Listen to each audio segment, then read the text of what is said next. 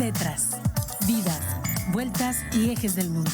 Es una ojeada plural al mundo y también un espacio en el que el auditorio y los conductores pueden reconocer varios ángulos de análisis.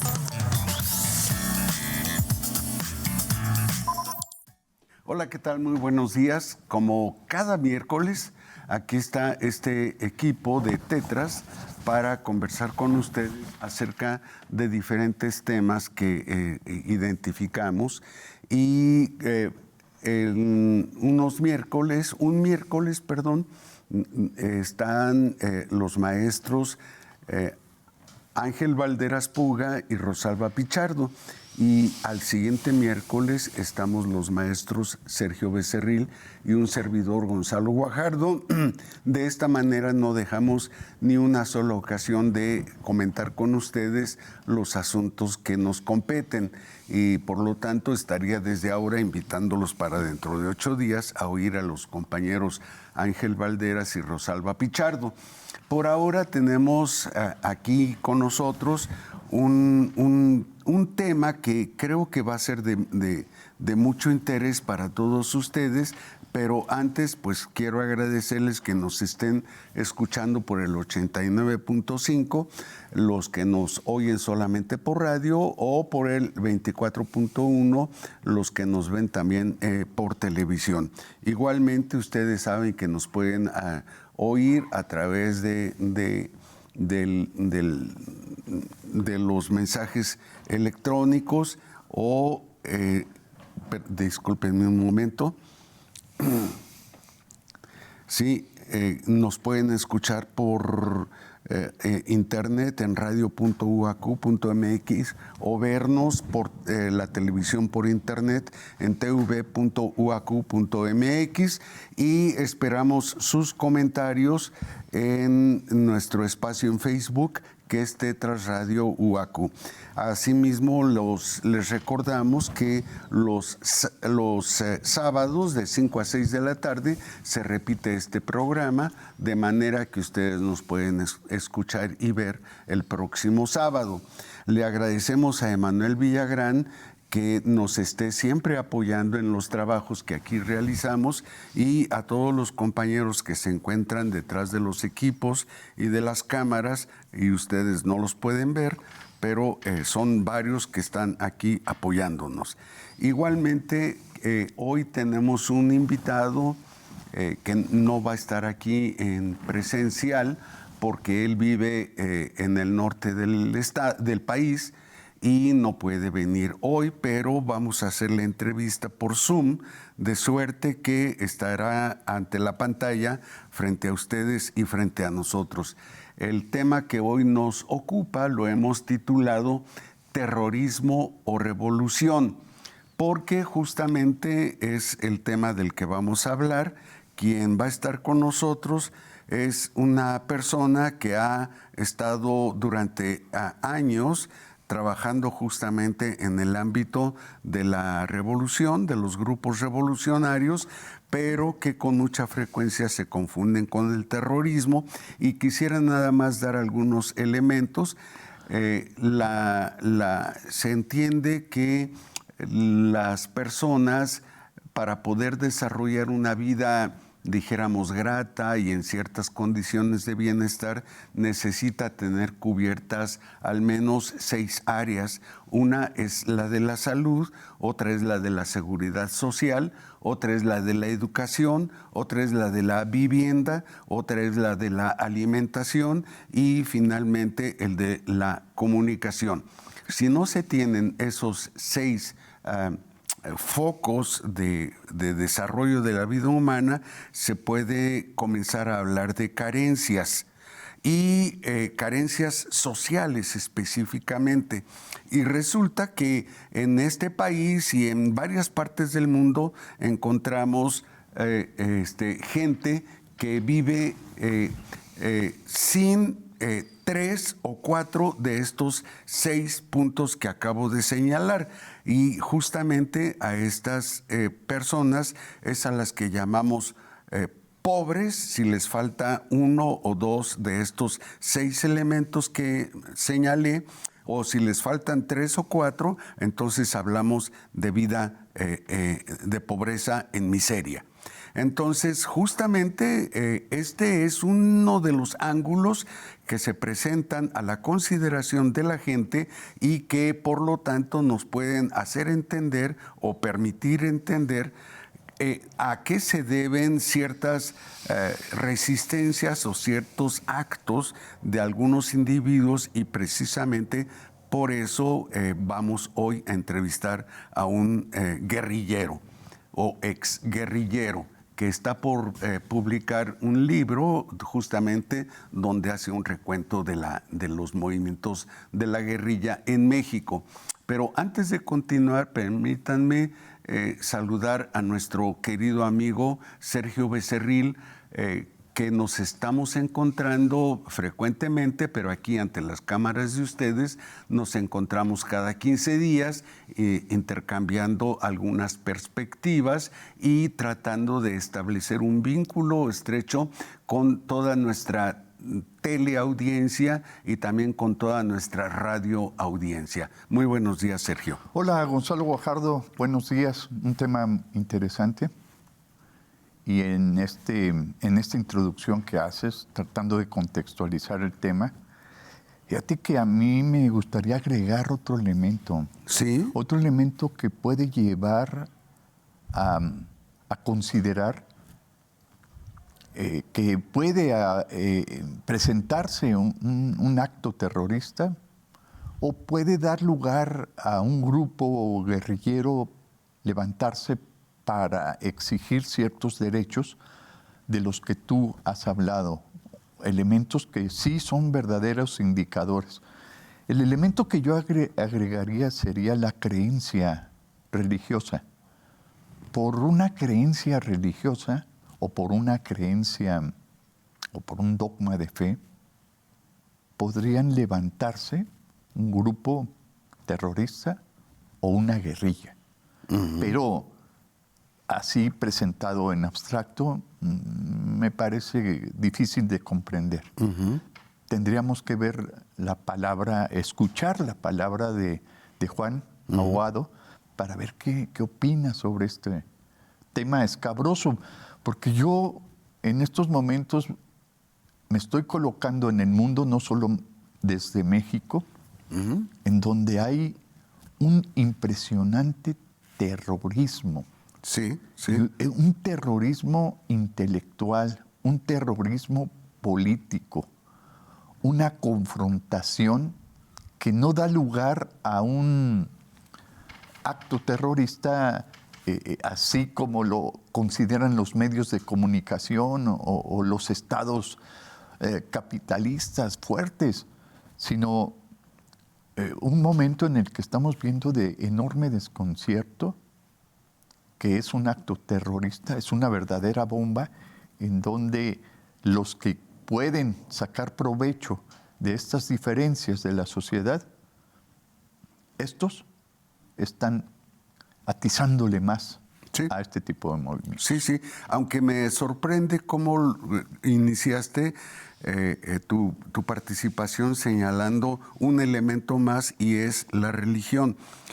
Y sí, considero que en nombre de la religión incluso se puede ejercer el terrorismo, aunque también considero que en nombre de la religión se pueden ejercer acciones revolucionarias de transformación y beneficio social, ¿no? Sí. Entonces no es la religión el factor terrorista por antonomasia, ni mucho menos, pero ciertamente ahí hay problemas.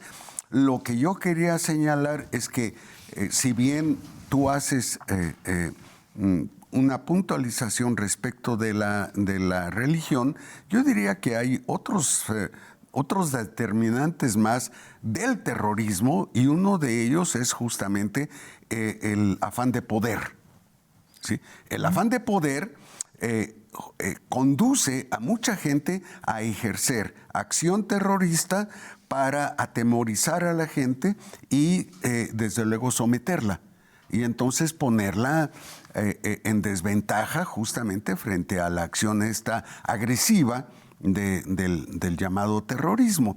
Y el afán de poder está muy vinculado también con la ambición económica. Por lo tanto, con la ambición económica también estaría viendo yo otras determinantes del terrorismo. Sí, está bien, pero a mí me parece que el poder atraviesa todos estos elementos que tú has señalado. Es una forma en la que a través de la salud, a través de la educación, a través de la propia política, a través de ciertas cuestiones laborales, el poder está atravesando esas instancias y al atravesarlas aparecen estos actos que podríamos calificar actos revolucionarios o actos terroristas. Y yo diría, en la conformación del Estado, a través de las organizaciones, a través de las instituciones, se presentan grupos, yo diría grupos revolucionarios y grupos institucionales. Los grupos institucionales consolidan a las organizaciones, las establecen, las presentan con las funciones que la misma ley les otorga, les confiere, y los grupos revolucionarios hacen crecer a esas organizaciones, hacen crecer a esas instituciones desde sus propias estrategias. Pero mira, yo quisiera escuchar a Juan, ver qué nos presenta Juan y poder dialogar con él para aclararnos y aclarar al auditorio lo que ellos consideran o piensan sobre la guerrilla o piensan sobre el acto terrorista. Pero generalmente se le considera como un acto fuera de la ley y como un acto violento. Y tendríamos nosotros que colocarlo en la dimensión que le corresponde. Sí. Juan, ¿cómo estás? Buenos días. Espero que nos escuches bien. Un gusto poder saludarlos, a Gonzalo, que estén bien. Igualmente, Juan. Bueno, ¿nos estás oyendo? Tengo muy mal sonido. Tienes mal sonido. Aquí también te estamos escuchando con ciertas dificultades. A ver si nuestros compañeros técnicos pueden apoyarnos buscando la adecuación sonora. Visualmente te tenemos con bastante claridad en la pantalla, ¿sí? Te vemos muy claramente, pero la dificultad está en el sonido. En lo que nuestros compañeros técnicos buscan adecuaciones, nada más déjame señalar que tú escribiste un libro que se llama Los ríos subterráneos y que lleva como subtítulo La guerrilla sin nombre, y que justamente este libro es el que da pie para que ahora nosotros estemos trabajando contigo, estemos buscando entrevistarte, y este libro tú lo vas a presentar próximamente en Guadalajara. Desde luego habrá ocasión o habrá oportunidad seguramente para invitarte y que vengas a hacer la presentación también aquí a Querétaro, particularmente a la Universidad Autónoma de Querétaro. Pero el caso es que escribes este libro, Los ríos subterráneos, la guerrilla sin nombre, y allí, además de que haces un recuento de la guerrilla, también pones de manifiesto la situación del país, la situación de nuestro continente y las motivaciones que los llevaron a ustedes a estar justamente incorporados a la guerrilla. Y algo que me interesa señalar es que hay dos introducciones a este libro que tú escribes, y una de ellas es la que hace... Una de las introducciones es la que hace Arturo Iván Aguado Quintanilla, ¿sí? Y otra es la que hace Francisco Ávila Coronel.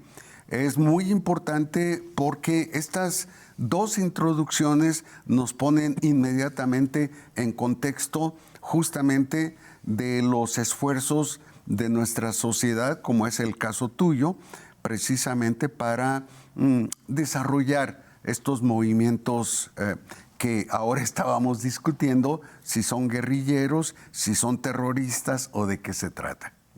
Bueno, bienvenido, Juan. Invitamos a toda nuestra audiencia, particularmente a los que nos siguen por la televisión, a que te vean en la pantalla.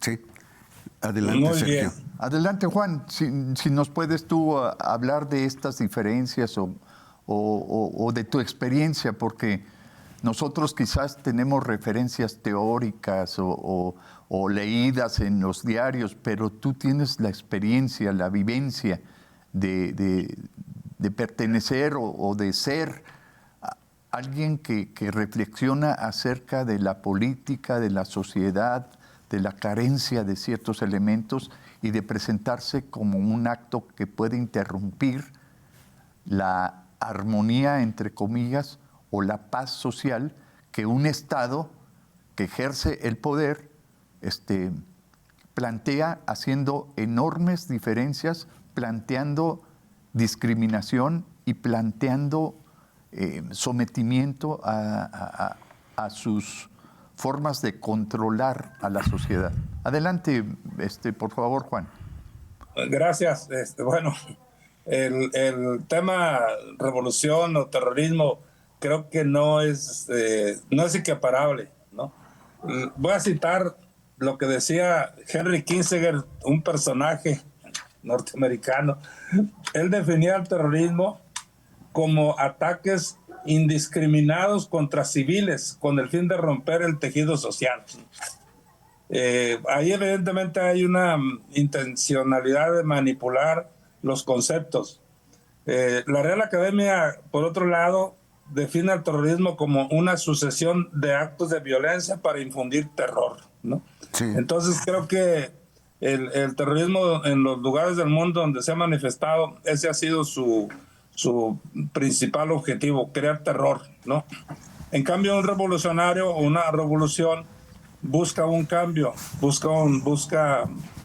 Nosotros en México, después de que la Revolución Mexicana no resolvió todos los problemas sociales que estaban en la época anterior, surgen los movimientos de la Revolución Mexicana, no resuelve, entonces la gente se empieza a organizar, pero es reprimida.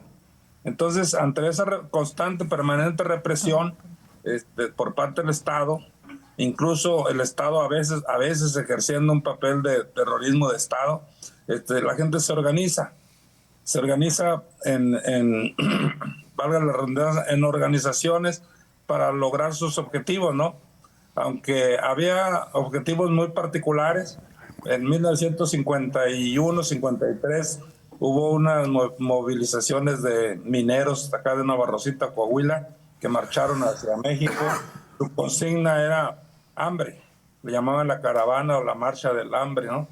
Y no consiguieron nada, ¿no? Pero luego siguió una sucesión de eventos represivos por parte del Estado, que algunos eran prácticamente acciones terroristas. Por ejemplo, el asesinato de Rubén Jaramillo y toda su familia en Pichucalco, estado de Morelos. La represión contra el movimiento 68, movimiento popular, la represión en el 71, y otros, ¿no? Los médicos, los universitarios, los ferrocarrileros. O sea, eso ha sido una constante. Por eso es que ya en los años 70 la gente empezó a ver que no había, los activistas políticos, que no había de otra más que organizarnos, ¿no? Organizarnos. Nunca se pensó, aunque sí hubo expresiones por ahí aisladas, nunca se pensó en hacer acciones de tipo terrorista, porque una acción terrorista más bien es una acción individual de desesperación, que aunque tiene una motivación política, pero la realizan se realiza de manera individual o por un grupo muy particular, ¿no? Y a veces se confunde eso, y la manipulación de los gobiernos y de grupos de interés fuertes, de intereses económicos, pues se encargan de manipular esos conceptos, ¿no? Pero desde nuestro punto de vista, cuando empezamos a organizarnos allá en los años 60 y 70, no tenía nada que ver una cosa con la otra. Es más, nosotros rechazábamos cualquier acción individual que cayera en el terrorismo, ¿no? Se hacían algunos actos, ni siquiera los sabotajes. Nosotros nunca aceptamos que en las organizaciones que militamos se hicieran acciones de ese tipo de sabotaje, porque veíamos que no conducían a nada. Nosotros lo que nos planteábamos era acabar con este régimen de injusticia, de represión, de marginalidades, de exclusión, y crear una nueva sociedad, ¿no? Y nuestro ejemplo en los años 60, 70, pues era el campo soviético, el campo socialista. Decíamos, solamente en el socialismo se van a resolver todos esos problemas, ¿no? Y nos organizamos para eso, ¿no? De hecho, yo empecé a participar desde el 66 más o menos en una organización que nació acá en Nuevo León, que se llamaba Movimiento Espartaquista Revolucionario, ¿no? Y para ser militante, primeramente había que estudiar, organizarte en círculos de estudio, de análisis, pasar de un círculo a una célula, hacer comités locales, en fin, que fuera creciendo como crecen las células, ¿no? Como se reproducen. Pero al igual que nosotros, otros grupos empezaron a aparecer por todo el país. Por ejemplo, el Grupo Popular Guerrillero de Arturo Gámez, que en su primer intento de tomar el cuartel Madera fracasan. Después otro grupo de Chihuahua que siguió el 68, que fue el Grupo Popular Guerrillero Arturo Gámez, ¿no? Y así la gente se empezó a organizar. Del movimiento espartaquista o de los espartacos también se derivaron otros grupos. Por ejemplo, la Liga Leninista Espartaco, Liga Comunista Espartaco, dio origen al Frente Urbano Zapatista, ¿no? Esa organización hizo dos acciones muy espectaculares, ¿no? El secuestro de un funcionario público, Julio Eichberg, que era el secretario de Turismo, y un asalto bancario, ¿no? Pero fueron detenidos, ¿no? Entonces, carcelados, después fueron exiliados a Cuba y bueno, es otra historia, sigue, ¿no? Yo en particular, después de haber incorporado al movimiento espartaquista, el movimiento espartaquista se disuelve en diciembre del 6-7, perdón. Y entonces se disuelve precisamente porque una gran parte de la base de su militancia empezaron a tomar actitudes más radicales, ¿no? Y vieron que por la vía legal no íbamos a conseguir nada. En los movimientos campesinos que teníamos cierta influencia, empezaban a exigir que fuéramos más allá, que fuéramos más radicales, que hiciéramos lo que hicieron los cubanos, armarse, prepararse para la guerra y luchar y enfrentar al Estado y derrotarlo, ¿no?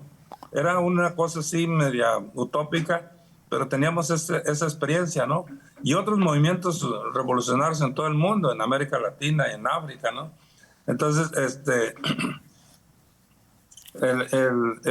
eso fue lo que nos motivó a buscar, sobre todo después de la gran represión del 68, a buscar vincularnos entre todos, ¿no? ¿Sí?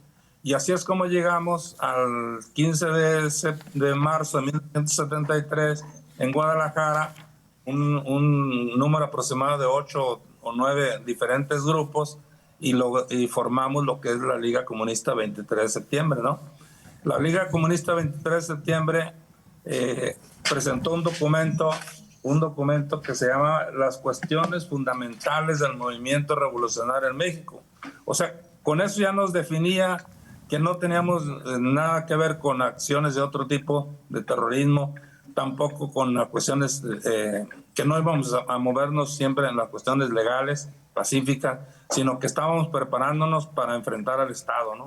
Y que queríamos instalar, una vez derrotado el Estado, instalar un gobierno socialista, una nueva sociedad donde todo el mundo tuviera, terminar con la injusticia, la marginación, etcétera, ¿no? Sí, Juan, permíteme.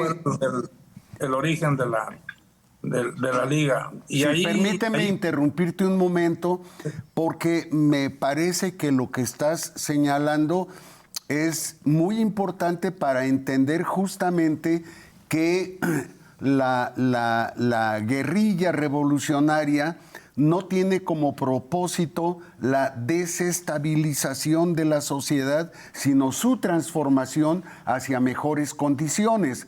Porque precisamente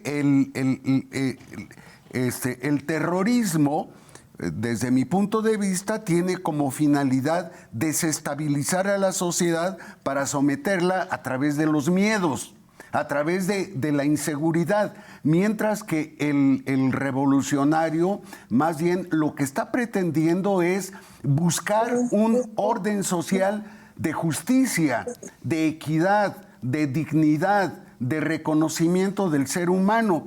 En ese sentido, justamente cuando nos encontramos ante un Estado que agrede al ser humano, una institución estatal política que agrede al ser humano, obviamente esa institución estatal es el objeto de ataque del guerrillero revolucionario, pero no es en primera instancia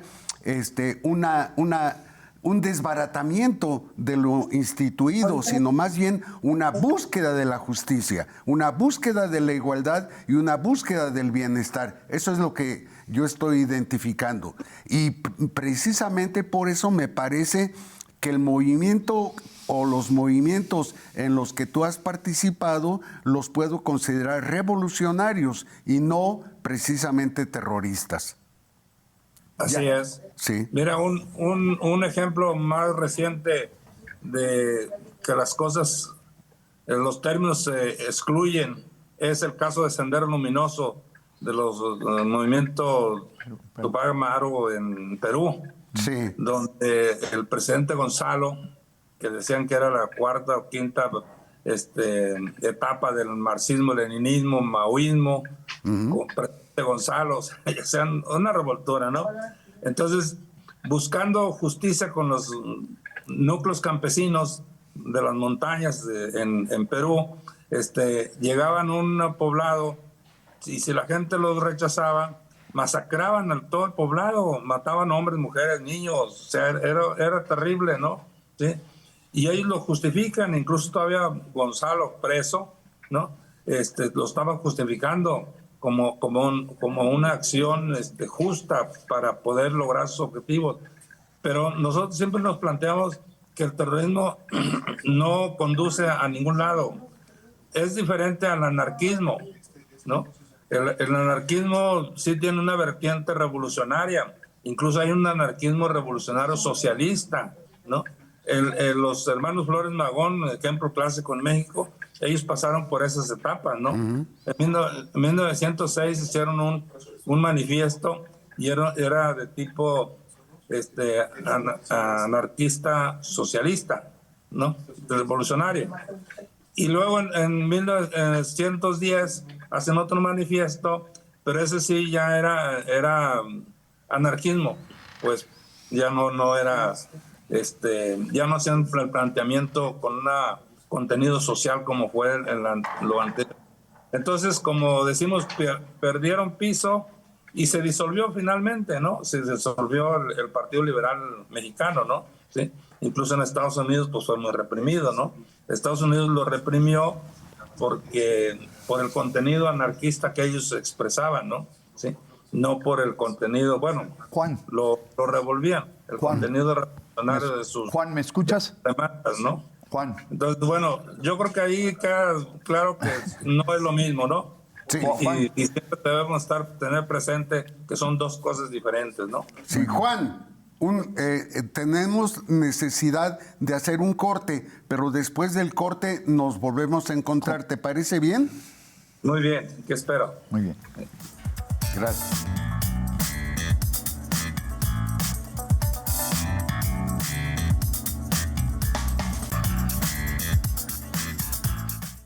Bien, regresamos. Vamos a continuar con Juan Aguado para que nos esclarezca no solamente el concepto de terrorismo, sino que de viva voz, por cuestiones de reflexión sobre su experiencia, sobre la vivencia que ha tenido en la participación revolucionaria, en la guerrilla, está aclarándonos este concepto de terrorismo.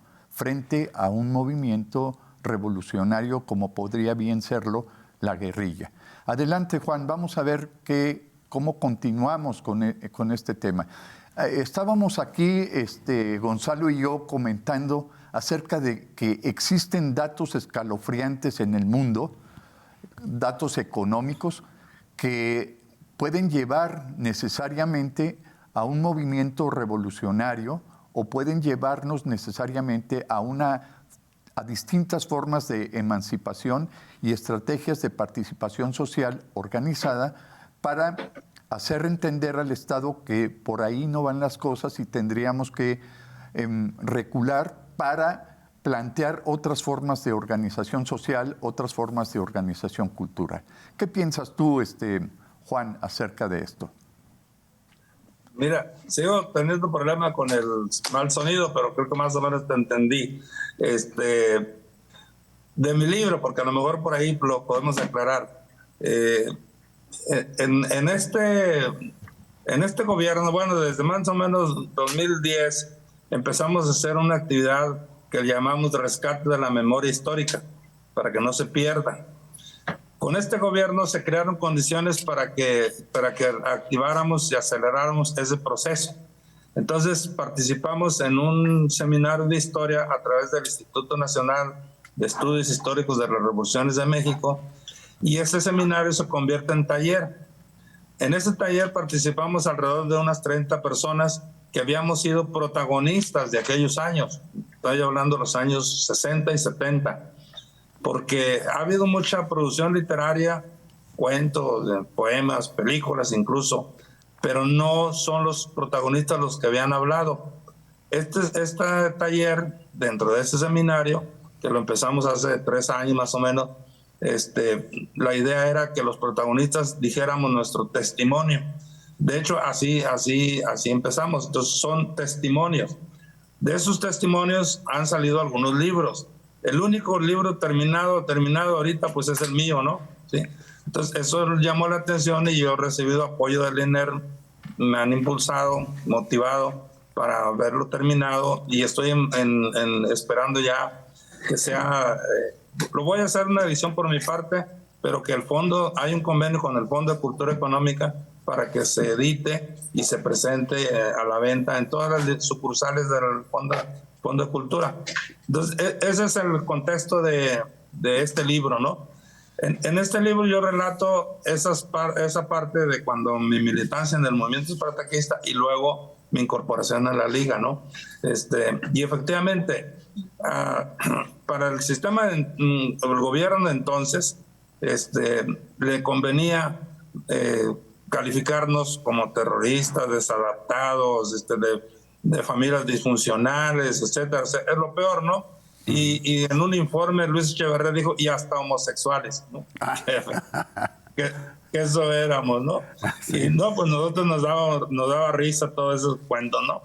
Nosotros tenemos muy claro hacia dónde íbamos y qué queríamos, ¿no? Que hubo situaciones especiales que hicieron que fracasáramos, pero políticamente no fracasamos, ¿no? No fracasamos. Sí hubo consecuencias sociales que beneficiaron a este país. Por ejemplo, nosotros no buscamos una reforma electoral, para nada. Nosotros buscamos tumbar al régimen. Pero salió eso, porque el gobierno presionado en 1978, presionado por la presencia de estos grupos, lanza la iniciativa de una reforma electoral. Es la ley de organizaciones y procedimientos electorales, ¿no? Y entonces eso benefició a muchos grupos políticos, sociales, de masas que querían participar en política pero no podían. También querían participar pero veían que el movimiento guerrillero aparecía como un fracaso, ¿no? Y se dio eso, se dio otro gane, digamos, que tuvimos en esos años, de que se le puso atención al asunto de los derechos, la defensa de los derechos humanos, ¿no? De la mujer, de los derechos políticos, de la libertad de expresión, de la salud, en fin, ¿no? Todo eso. Ese fue otro la atención en los derechos humanos y en la cuestión de las desapariciones políticas o desapariciones forzosas, ¿no? Allí sí, nosotros veíamos en este momento, pero ya fue en un periodo poquito después, de que el gobierno, el Estado, empezaba a ejercer una política de terrorismo, ¿no? De exterminio, de represión contra las familias, contra sectores de la población, campesinos, obreros, ¿no? Y para obligar o que estos fenómenos no se presentaran, ¿no? Pero al final creo que avanzamos, ¿no? Y el libro está en ese contexto donde mucha gente nos empezamos a atrever a hablar, ¿no? Por ejemplo, yo en lo particular nunca había salido yo en la prensa, nunca fui detenido, entonces no aparecía, nadie sabía de mí, ¿no? Pero por lo mismo había muchas cosas que yo sí quería decir, ¿no? Y mi papel, por ejemplo, en la liga, ¿no? Y ahora más que nada contribuir a ese proceso de rescate de esa memoria y que va a quedar en el archivo del INER, pues para la historia, para la posteridad, o sea, no se va a perder ya no se pierde, ¿no? Sí, porque se abrió el Archivo General de la Nación, ahí están los expedientes, principalmente los de la Dirección Federal de Seguridad, pero allí hablamos del punto de vista de la policía, ¿no? De la Dirección Federal, ¿no? Del gobierno, de la Secretaría de Gobernación. Ahora, en estos otros expedientes que se están formando, hay otro, en lo que era el edificio de la Dirección Federal de Seguridad, pues ahí se convirtió en una oficina, una entidad que está investigando todo el asunto de los sobrevivientes, de las desapariciones, de los asesinatos, ¿no? Sí.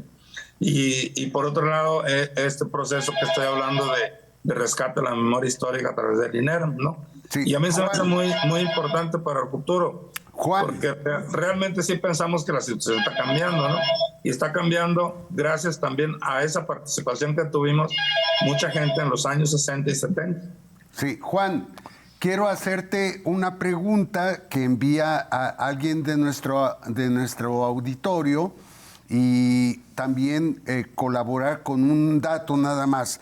La pregunta es que te preguntan si tú acaso conociste a Cliserio Gaeta Jara, porque él fue miembro del movimiento revolucionario en Morelos con Florencio Medrano.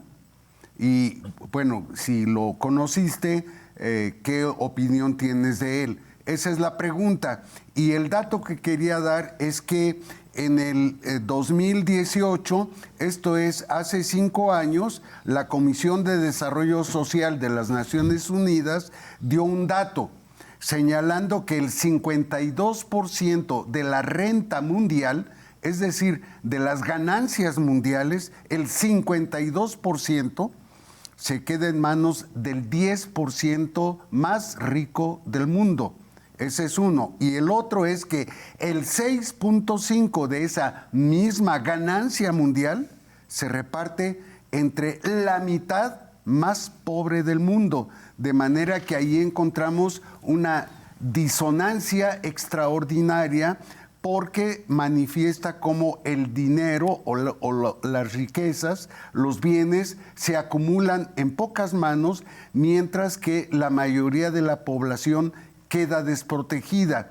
Y considero que estos datos son algo que a ustedes los invitaron justamente a rebelarse en contra del Estado. Gracias. Sí, mientras exista esa terrible desigualdad, va a ser recurrente la presencia de movimientos de una forma u otra, con diferentes expresiones. Aparentemente ahorita en todo el mundo no hay movimientos revolucionarios que estén haciendo una revolución, pero si nos metemos a los vericuetos de África, ahí está fuerte el asunto, ¿no? Claro. Aquí en América Latina, después de las dictaduras, que fue resultado de políticas impuestas desde el Pentágono, desde Washington, una vez terminado todo este periodo, empiezan a surgir los movimientos sociales y casi toda América Latina, o toda, por no decir toda, tienen gobiernos democráticos, aún con sus asegúnes, por ejemplo, en Nicaragua, ¿no? Pero Nicaragua se mantiene porque Nicaragua lo que tiene es una guerra contra, o los Estados Unidos tienen una guerra contra Nicaragua, ¿no?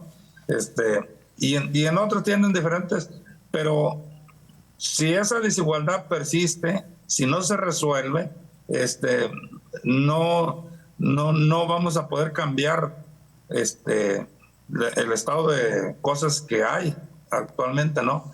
La pregunta que me hiciste no la entendí porque por el sonido no entendí nada, ¿no? Nomás entendí algo así, que se conocía a alguien.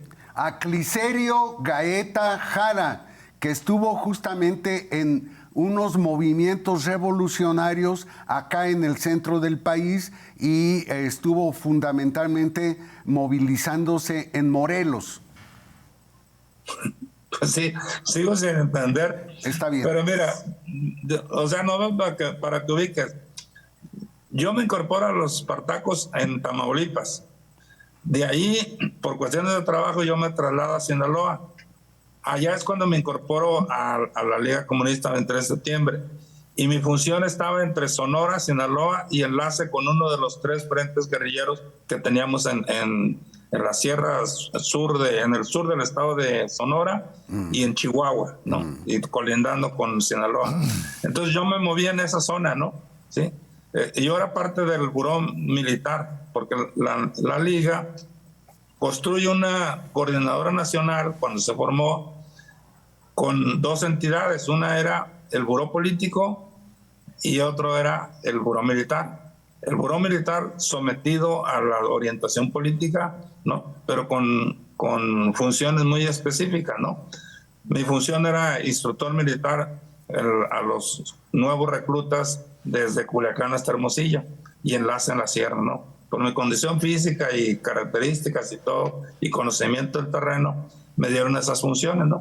Entonces era muy limitado porque yo era clandestino dentro de lo clandestino. Claro. O sea, a mí no me conocía nadie, además de que no te conocen de nombre, ¿no? No nos conocemos nadie, ¿no? Mira, como dato curioso nomás, mi mujer y yo nos hicimos pareja en ese momento. Pasaron como 4 o 5 meses para que supiera ella cómo me llamaba yo. O sea, no sabíamos, ¿no? ¿Sí?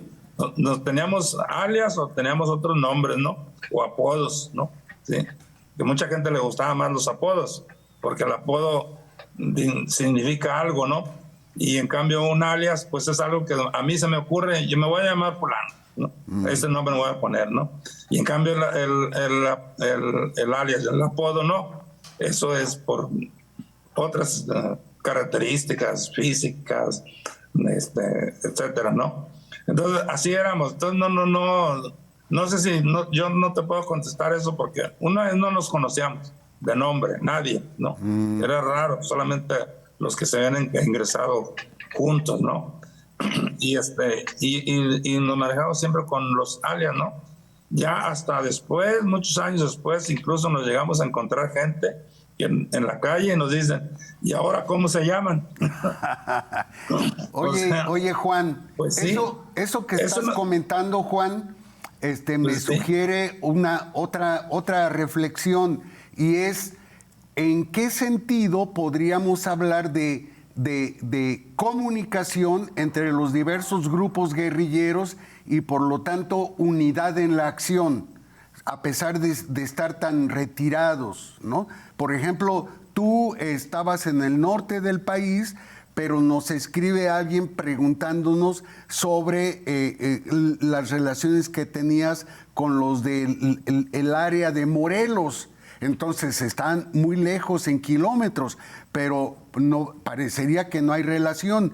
¿Y qué sucede entonces con los movimientos revolucionarios de Centroamérica, de Sudamérica, del Caribe? ¿Cómo estaban ustedes interrelacionados?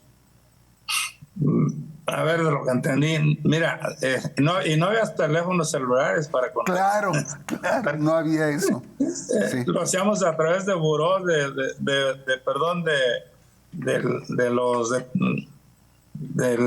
correo. Sí. Los buzones, que rentabas tú un buzón en oficina de correos de una ciudad, ¿no? Y te daban tu llave y todo, y allí te depositaban recado.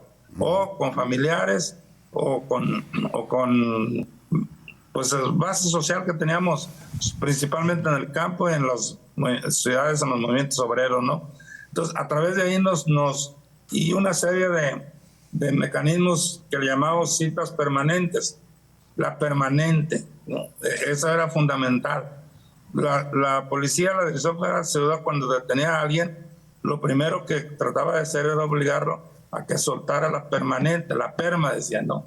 Porque sabía que era el único, quizás, mecanismo que nos vinculaba a todos, ¿no? Entonces, por ejemplo, yo tenía vínculos con la gente del buró, ¿no? Con la gente del buró militar, con la gente del buró político, pues ahora fue un coincidente, pero era mi mujer en Hermosillo, ¿no? ¿Sí? Entonces, ella asistía a unas reuniones, yo asistía a otras, intercambiábamos información, teníamos reuniones regionales, zonales, y dejábamos las citas, ¿no? Y las renovábamos, ¿no?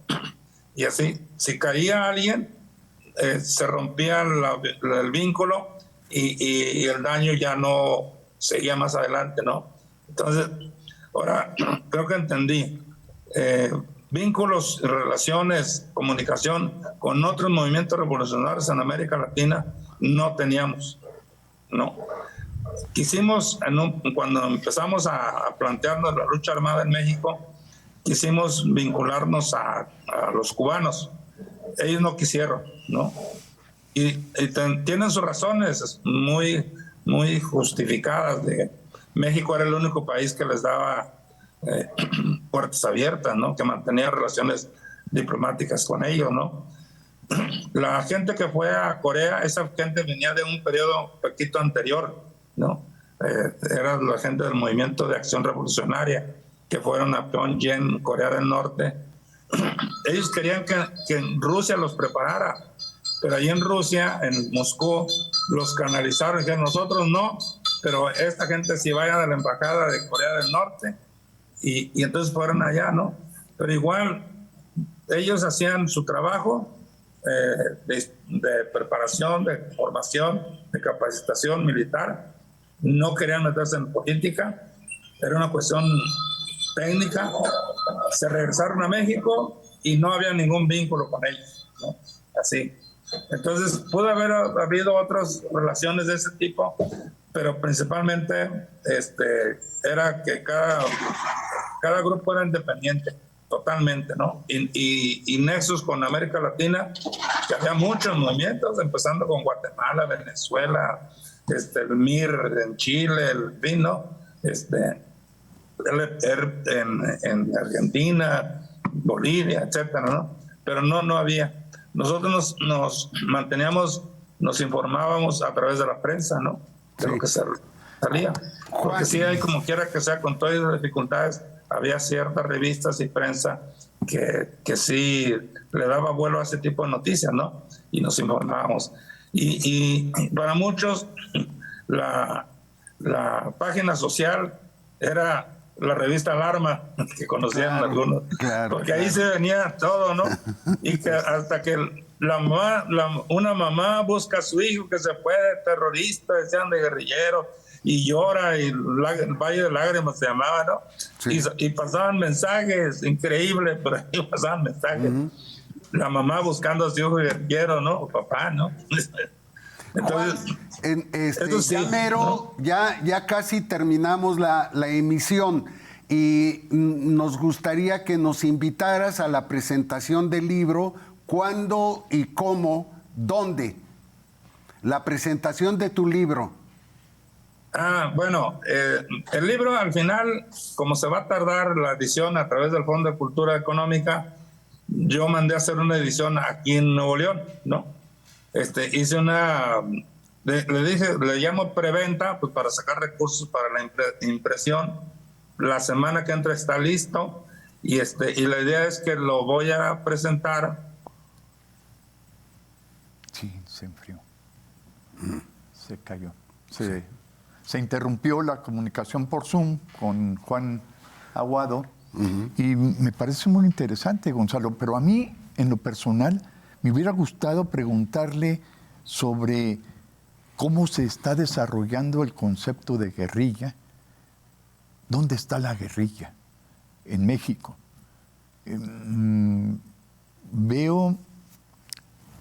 Percibo en mi comprensión histórica, en mi comprensión social, pocas posibilidades de... Rompiendo mitos. Esa es la idea del libro, ¿no? Tratar de plantear las cosas tal como fueron, como yo las viví, no como yo las percibí, sino como yo las viví físicamente, o sea, real, ¿no? Sí, y echar abajo mentiras y tergiversaciones, denostaciones que se han hecho, ¿no? No éramos diablos, ¿no? Tampoco éramos ángeles, pero no es lo que deseamos, lo que decía el rey. Tenemos que irnos, Juan. Hemos concluido pues con esta misión y queremos agradecer tu participación en este programa de Tetras. Esperemos a ustedes. Sí. Y esperemos próximamente volver a contactarnos para saber acerca de tu presentación y saber acerca de las consecuencias de esta presentación del libro en los sectores académicos y en los sectores sociales, en los sectores políticos. Muy amable, gracias. Nos ponemos de acuerdo. Muy bien, hasta pronto, que estén bien. Un abrazo y ya nos comunicamos. Gracias. Gracias también a la compañera, las saludas. Sí, gracias. Adiós. Hasta luego. Esto fue Tetras, vidas, vueltas y ejes del mundo. Programa que se asoma a la vida humana en sus diferentes expresiones, queretana, nacional o mundial. Una producción de TV UAC y XHUAQ Radio Universidad. Gracias por acompañarnos.